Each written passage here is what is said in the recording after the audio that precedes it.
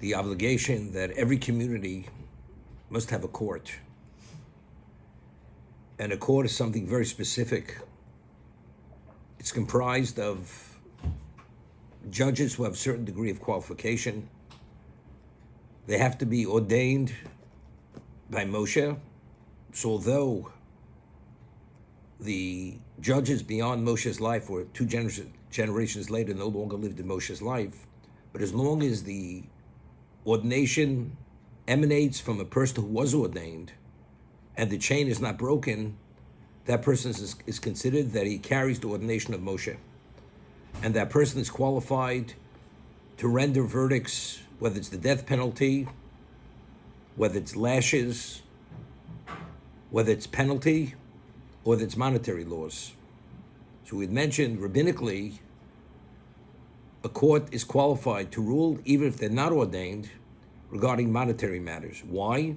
Because to locate such a qualified judge was nearly impossible after a while, and if people would have some kind of financial dispute, it would be impossible to adjudicate it because you wouldn't be able to locate that caliber of judge.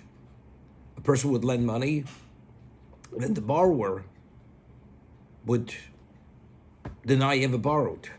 The lender would bring witnesses, and the witnesses were credible witnesses, but the ruling, the decision, could not be rendered because the judges were not ordained. So what happened? People said, if we can't collect our debts, we're not lending money. A society where there's no lending, the society shuts down. So Chazal went and they legislated that even if the judge is not a qualified judge, as long as he's qualified to be a witness, he's qualified to be a judge.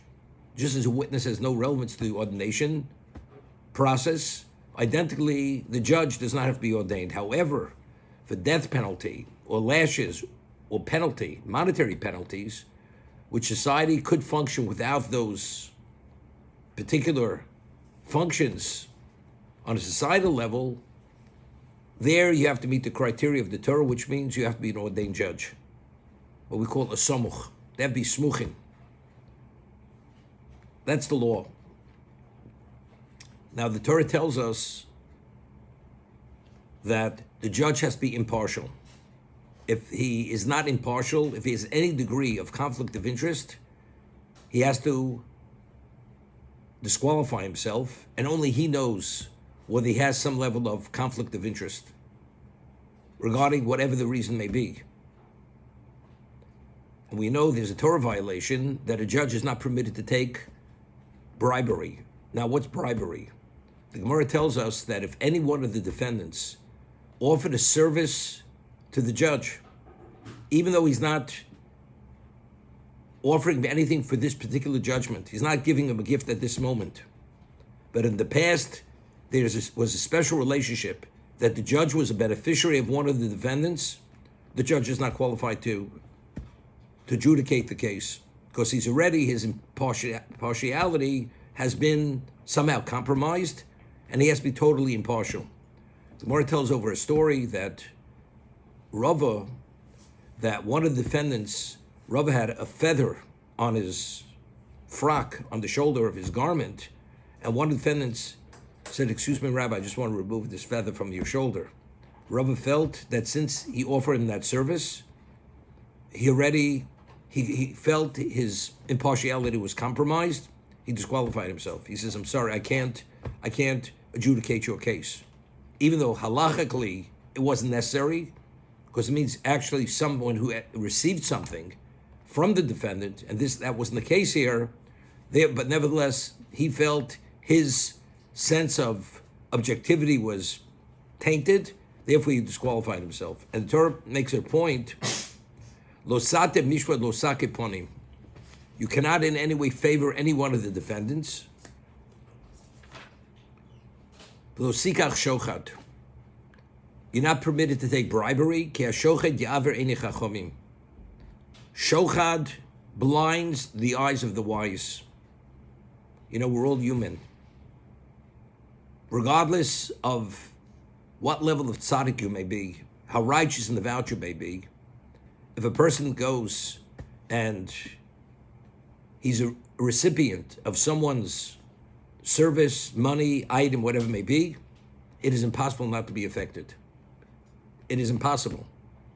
Therefore, factually, it blinds the eyes of the wise, visaliv divri tzadikim, and it causes righteous process to be deviated.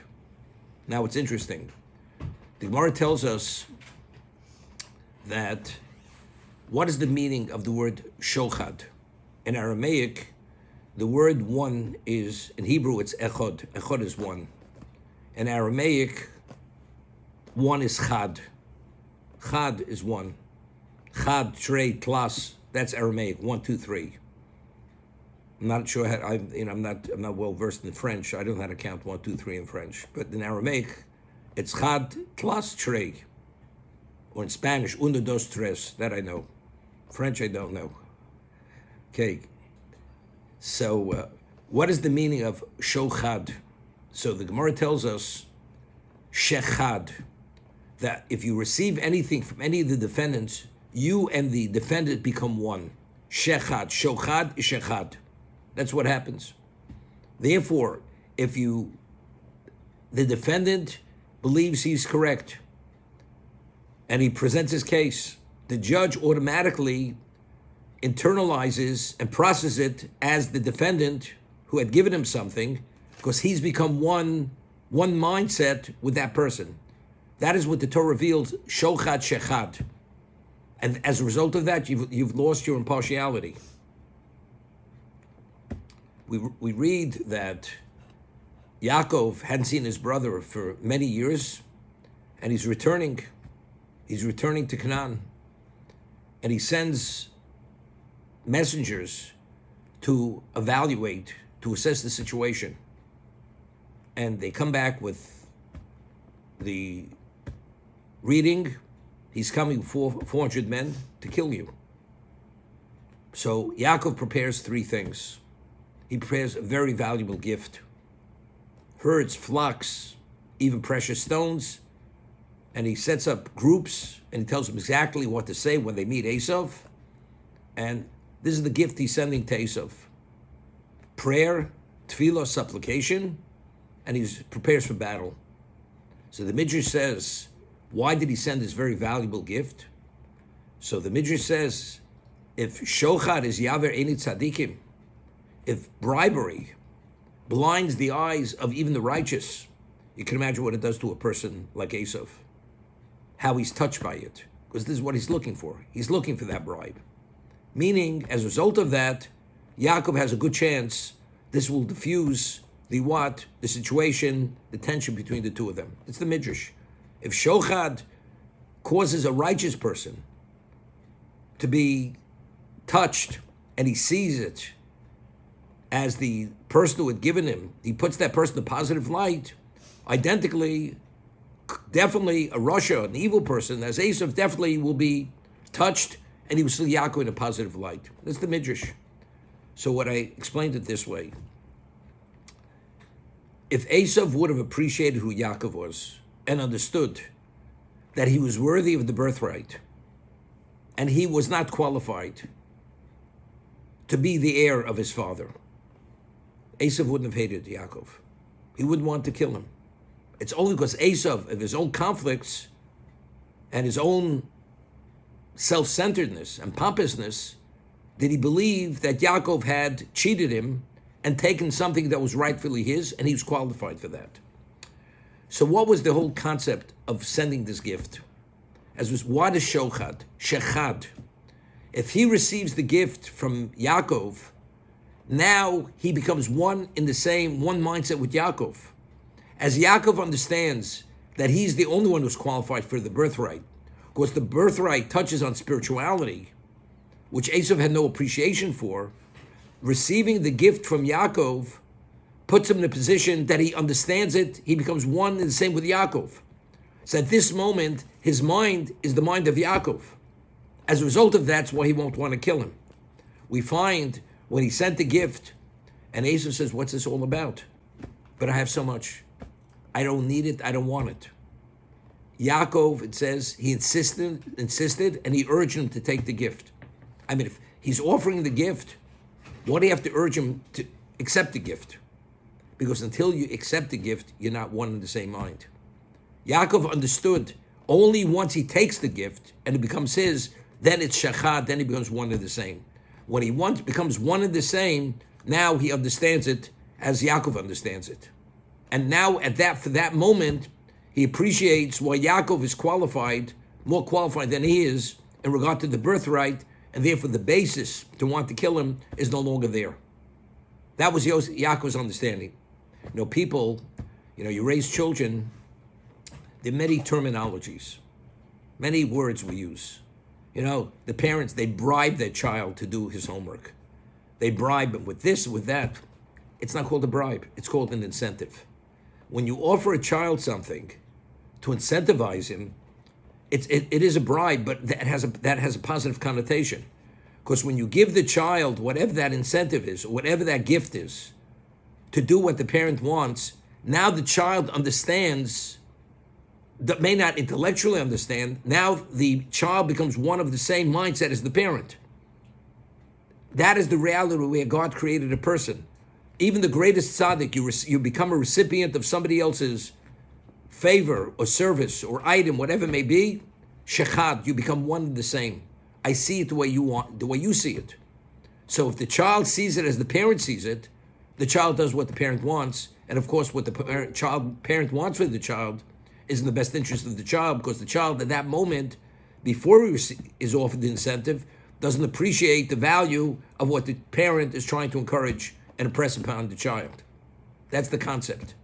And as a result of that, that's why the judge is disqualified, because he has to be impartial. He has to see both defendants' positions equally, and if he sees it as one and not as the other, this is the basis for disqualification for that reason. So it's very interesting. There's a Gemara in Bava Basra which discusses a case where you have two identical documents, dated, same date, both documents were certified, substantiated as valid documents, and it says in the document that Ruvain had sold the field, and it identifies the field to Shimon. And Levi, a third party, he has the identical document, same date, that Ruvain sold the field to Shimon, to Levi, on the same day. So what does the court do? Factually, he sold it to one of them, but there's no way to indicate or to prove who actually received the document first. What do? So the Gemara uses the term shuda dedaini. So Tosas explains what does it mean, the shuda dedaini? Literally means it's a flip of the coin. That's what it's, a flip of a coin. I mean, whatever the judge decides, the court decides, that's who they give the property to. Meaning there's no rationale, there's no understanding. The court gives it to whoever they want. So Tosas asks a question, if that's the case, let one of the defendants bribe the judge, give money to the judge, and that he should say, if it's up to you to flip the coin the way you want to flip the coin, so if that's the case, that person offer the judge a gift, that the judge should give him the property. If the whole concept of impartiality is because it's how you evaluate and process the evidence, here there's no processing of evidence. It's purely up to the judge. Whatever the judge wants to do, that's what he does. So if that's the case, let one of them offer some kind of gift or incentive to the judge to favor him. That's Tosas' question. So Tosas says something profound. What he says is, a judge to be a judge has to be impartial. If you're not classified as a judge. As a result of that, the only one who could rule this ruling of flip of the coin, you have to be qualified as a judge. The moment you take that bribe and you lose your impartiality, even though regarding this particular verdict, it has nothing to do with being impartial, you're no longer classified as a judge. Once you're no longer classified as a judge, you're not qualified to give that verdict a flip of the coin. As a result of that, it's not going to help any of the defendants to offer that gift or that incentive for the judge to favor either one of them.